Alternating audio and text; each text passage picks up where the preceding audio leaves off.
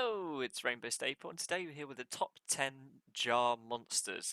Now, I'm practicing for YCS, so this is a little bit of a lazier video, but jars are my favourite cards in Yu-Gi-Oh! They have some of the wackiest effects of all the monsters in the game, and today we'll be ranking them based on that. And let's jump straight into it. At number 10, we have Dimension Jar. Now, Dimension Jar, it looks pretty cool, but unfortunately its effect leaves a lot to be desired. When you flip him, each player can banish up to 3 monsters from each graveyard, and that's literally it. It's quite a boring effect. The art is kind of cool, but I mean, it's pretty generic. It's just kind of doesn't even really look like a jar. And yeah, unlike the rest of the cards, you definitely can't hide your weed in there. So, definite number 10. At number 9, we have the reverse jar. Now, reverse jar, when he's flipped, he changes as many other monsters on the field as possible to face down defense position, and then return as many face-up spells and traps as possible from the field to the hand. Then each player sets spells traps from their hand up to the number of returned cards. So this is quite a cool looking one. It looks a bit like a bingo spinner. Its flip effect returns all kind of active spells and traps, or face-up spells and traps to hand. So in theory, you can use this to get rid of some floodgates from your opponent's board. However, that does require you to kind of set it, wait a turn, flip it, and hope that they don't flip it during your turn, because then they can just set all their cards again. So it's sounds like it would be useful, but really it's super slow and doesn't really do anything. And there's just other jars or even just other cards that if you keep alive for one turn is going to do a lot more than this bingo spinner here. And that's why that's at number 9. So for number 8 we have Cobra Jar. Now this is one of my favourites thematically. So when this is flipped, you place a poisonous snake token on your side of the field in attack or defense position, and when the poisonous snake token is destroyed by battle, inflict 500 points of damage to your opponent. Now, the flavour is it's a Cobra Jar. The Cobra is in the jar. You flip it, and it's just jumped out of the jar. And because it's a poisonous snake, it's doing 500 damage when it gets kind of destroyed by battle. Very cool flavour, but unfortunately, again, is very, very slow. Luckily, it's one of the more generic ones, so you can literally just pop it in, and maybe if the effect goes off, it can be useful by having another body. But really, it doesn't do much to affect the game state, and for that, it's going to stay at number 8. For jar number 7, we have Absorbing Jar. Now, Absorbing Jar is probably one of the most useful jars. The flip effect is destroy all set spells and traps on the field, then each player draws a card for each of the cards they control that were destroyed by this effect, and you cannot set any cards this turn. So that last line on there means you can't set it and flip it on your turn. Well, you can, but then you won't be able to set any spell or traps afterwards. So it's not really worth doing it then. If you get the effect off on your opponent's turn, it still can be quite useful. But at the end of the day, you're turning these set cards into more draws, which could be even more kind of proactive cards, extenders. So honestly, most of the time you flip this is going to be a downside. The most interesting play you can do with this is if you have set back row and you know you're not going to get any use out of them, you just set this, and then when it flips you can kind of recycle that back row. But other than that, it's not very useful because it doesn't target face-up effects. You can't get rid of kind of floodgates, which at least the reverse jar can temporarily get rid of those. Plus, the art is a little strange. I mean, it's called a jar, but it doesn't really look like a jar. It looks a bit like a satellite. So, for all those reasons, this is going to stay at number 7. For number 6, we have Dice Jar. Now, Dice Jar is one of my personal favourites, but he's not the best. So his effect is, when flipped, both players must roll a 6-sided die once. The player with the lowest result takes direct damage equal to his or her opponent's result times 500 life points. However, if a winner's result is 6, the loser takes 6,000 points of direct damage. If the results are the same, both players will roll again. So this is really funny. It's one of my favorite gamble cards just because it can really flip the game. Rolling a 6 for 6,000 damage is actually hilarious. I've only ever pulled it off kind of once. You can use it with that 6 to almost guarantee a 6. So that's a fun way you can use this card. Otherwise, it does kind of fit into burn strategies, but it is a bit slow. And I must say, this is some of my favourite art of any Yu-Gi-Oh card. Look at that guy. He is absolutely insane. One of my favourite jars. And I had to put it at 6 so that when I flipped it over to show you, you took 6,000 damage. So enjoy. At number 5, we have Aroma Jar. This is a card you can show to your mum and she will smile. She'll say, that's a very pretty and pleasant card. I kind of want one in real life. And honestly, so do I. The effect is also very pleasant. When it's flipped face up, this card cannot be destroyed by battle while it's face up on the field. If this card is flipped face up, during each player's end phase you gain 500 life points. So when attacked, it has a pseudo Marshmallow or Spirit Reaper effect where it just sits there on the board, being unable to beat over by battle.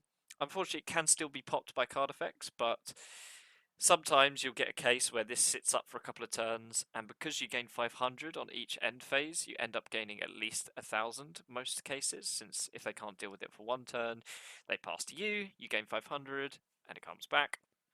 And I wanted to put this at the middle of the list because it is a very mediocre card and it's very pleasant, so I think it's around the middle vibes. At number 4 we have Fiber Jar. This is one of the more interesting ones. Flip. Both players unite all their respective cards on the field in their hands and in their graveyards with their decks and shuffle them. So basically, shuffle your entire hand and graveyard back into your deck and field. Then both players draw 5. So essentially, when you flip this, you reset almost the entire game. The only thing that remains are banished cards and your life points stay the same.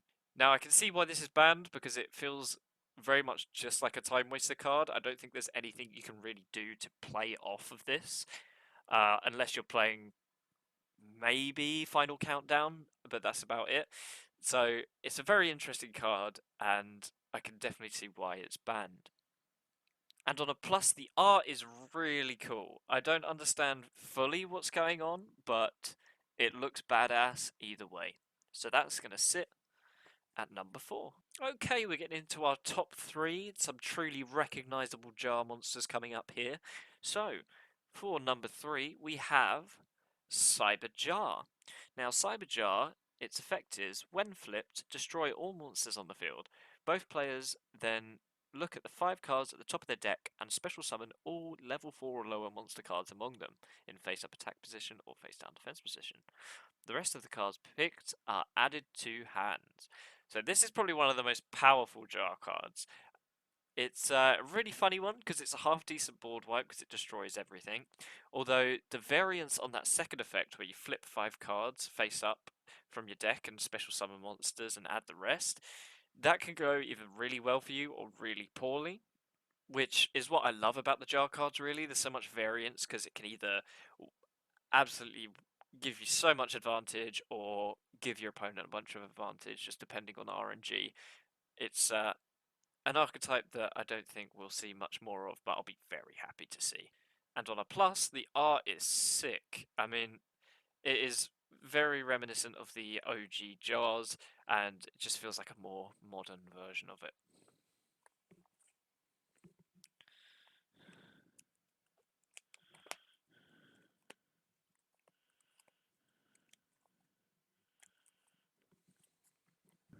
That leaves that at number 3. Now, for number 2, the penultimate best jar monster, we have Morphing Jar 2. See, I couldn't resist putting this as number 2. I mean, it's literally called Morphing Jar 2, and it's notoriously known for its ability to create infinite loops. So, The effect is, when flipped, return all monster cards on the field to their decks and shuffle them. Your opponent then picks up cards until you both have the same number of monster cards that were returned to each deck. So you both kind of flip until you, or excavate from the top until you have a monster that you can special, and kind of, yeah, until you're back onto a state where you have the same amount of monsters.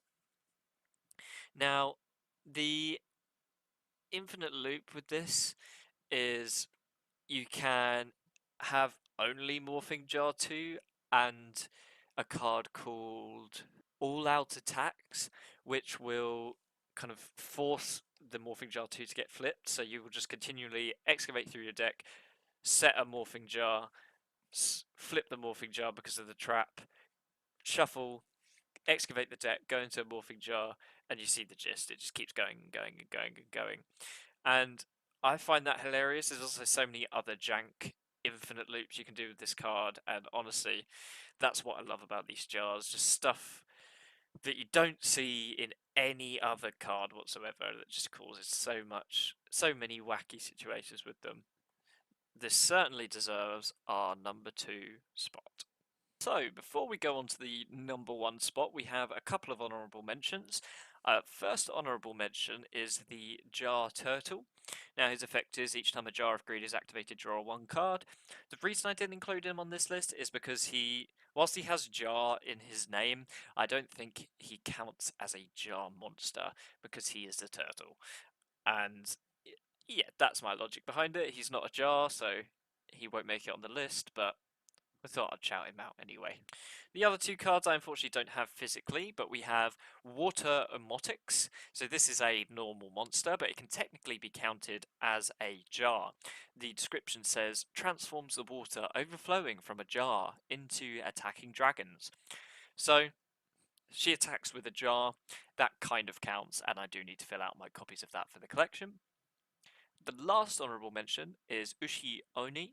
Once again, it's another normal monster, but the description reads, a bull fiend restored by the dark art. This monster appears out of a jar. So he's literally a jar, but that's it. That's all he's got going for him. So we have our favourite jar, our top 1 jar here. Now, if you've been paying attention and know the jar cards, you will know exactly what's about to be flipped here, and we'll get to it. Number 1 is Morphing Jar. This is probably one of the simplest jars, but yet it's one of the most powerful. So the flip effect is both players discard all cards in their hand and then draw 5 cards.